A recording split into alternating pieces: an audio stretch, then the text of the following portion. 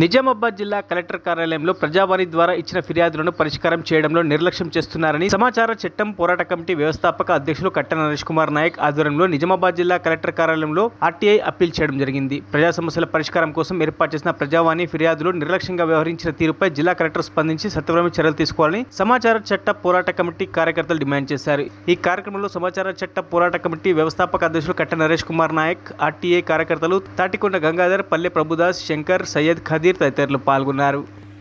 కమలాపూర్ గ్రామంలోని water plant సమస్యను జిల్లా కలెక్టర్ దృష్టికి తీసుకురావడం జరిగింది.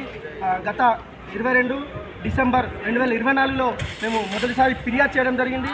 మళ్ళా దానిపైన 27 జనవరి 1 నాడు కూడా మేము ఫిర్యాదు చేశాము. ఈ వాటర్ ప్లాంట్ బంద్ పడి దాదాపు 9 నెలలు గడుస్తుంది. కానీ ఇప్పటి వరకు ఈ వాటర్ ప్లాంట్ని తిరిగి ప్రారంభించడం లేదు.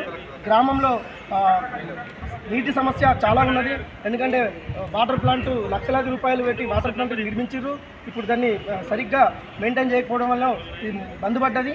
మరి తిరిగి వేసవికాలంలో ప్రజల నీటి సమస్యను పరిష్కరించడానికి వెంటనే ఈ వాటర్ ప్లాంట్ని మళ్ళీ పునఃప్రారంభించాలి. అలాగే గ్రామ పంచాయతీ కమలాపూర్ దగ్గర వాటర్ ట్యాంకును బురదలో చెత్తలో పాడేశారు. ఎందుకంటే గ్రామ పంచాయతీ ప్రజాధనంతో నిర్మించిన వాటర్ ట్యాంకుని కూడా బురదలో నిర్లక్ష్యంగా పాడేశారు. దీనిపైన కూడా స్థానిక సెక్రటరీ గారికి మరియు మండల అభివృద్ధి అధికారికి మరియు జిల్లా కలెక్టర్ గారికి కూడా మేము ఇవ్వడం జరిగింది. దీనిపైన మేము సమాచార హక్కు చట్టం ద్వారా కూడా మరి ఏం చర్యలు తీసుకున్నారని కూడా మేము అడగడం జరిగింది. కనీసం ఇప్పటి వరకు కూడా దీనిపైన ఎటువంటి సమాధానం కానీ పనులపైన కానీ పర్యవేక్షణ కానీ అధికారులు లేకపోవడం అనేది చాలా బాధాకరమైన విషయం.